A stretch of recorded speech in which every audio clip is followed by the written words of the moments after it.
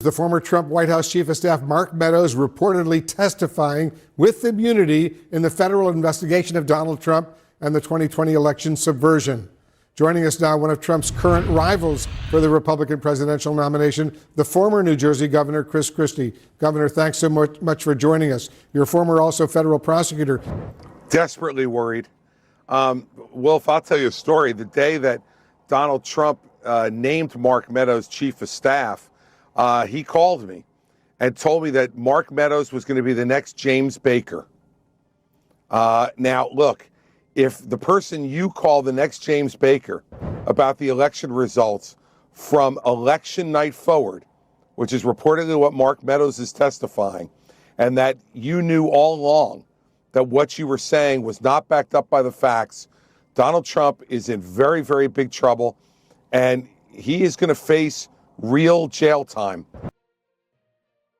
Have you ever watched a magician pause right before the reveal, just long enough for you to doubt what you think you saw? That half second where your brain is screaming, wait, did he really just do that? That's not an accident. That pause is the tell. It's the moment where illusion meets reality and slips. And once you spot it, the trick falls apart. That's what just happened in an American courtroom. Not with a deck of cards, but with a tape, a voice, a president.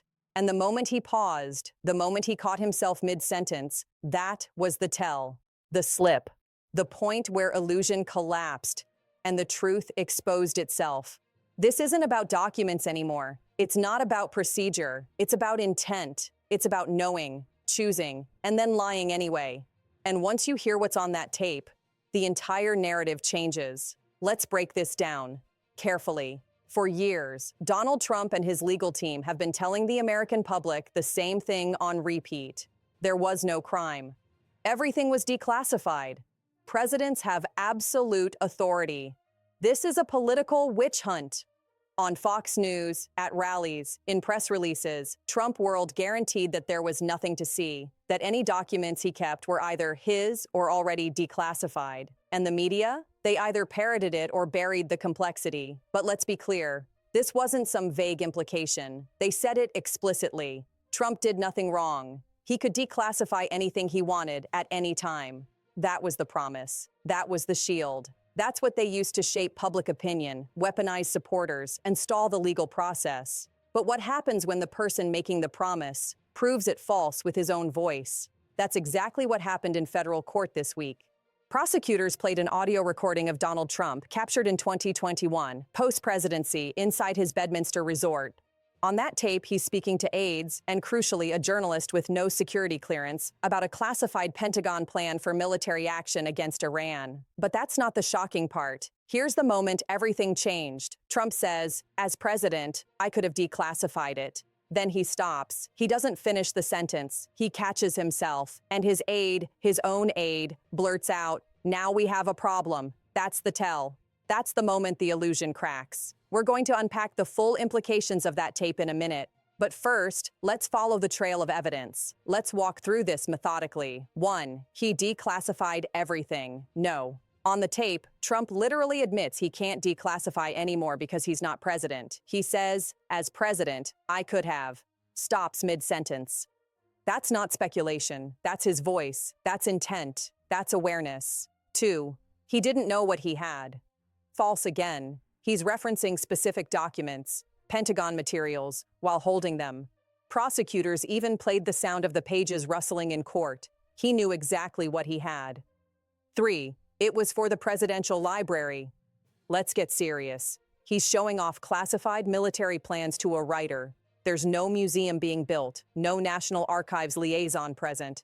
Just Trump bragging. And all of this recorded, on tape, with witnesses. This tape is a lawyer's nightmare and Jack Smith's dream, because intent is the legal linchpin, and this recording establishes intent beyond debate. Trump didn't mistakenly keep a few files. He knew what he had, he knew he wasn't allowed to have it, and he admitted as much, on tape. Now here's the part nobody talks about. While Trump's lawyers stall, while cable news debates technicalities, While senators dodge questions in hallways, the rest of us still live under the rules. If you or I mishandled even a fraction of the classified material Trump did, let alone flaunted it to outsiders, we'd be indicted, fired, and behind bars before the story hit page 2. But not Trump, not the political elite. He sits in the Oval Office right now, as president, while under indictment, with a smoking gun tape playing in court. No small business owner could get away with this. No government contractor, no whistleblower, no veteran, no journalist. The system isn't just protecting power, it's exposing how unequal accountability really is. Because when the most powerful man in the country gets caught admitting he broke the law and still keeps his job, that's not justice, that's hierarchy. This isn't complicated. You don't need a law degree. You don't need a declassification seminar. You just need ears. You hear the tape. You hear the pause. You hear the aid panic. You hear Trump knowingly walk up to the legal line and step over it. And yet, we're being told this is nothing. They say, it's political. It's weaponized justice. Everyone does it. No, everyone does not do it. This isn't Hillary Clinton's email server. This isn't Biden's garage boxes. This is a recorded confession with classified war plans in hand. And yet, half the country is being gaslit again. So let's ask the obvious. If this were Obama, what would they be saying? If this were a Democrat, how would Fox be covering it? If this were a soldier, how fast would the charges come? It's not about party. It's about power without consequence. And Americans are tired of it. Let's return to where we started. Remember the magician's pause? That half second where the trick fails because the performer flinches? That's what happened on that tape. Donald Trump flinched.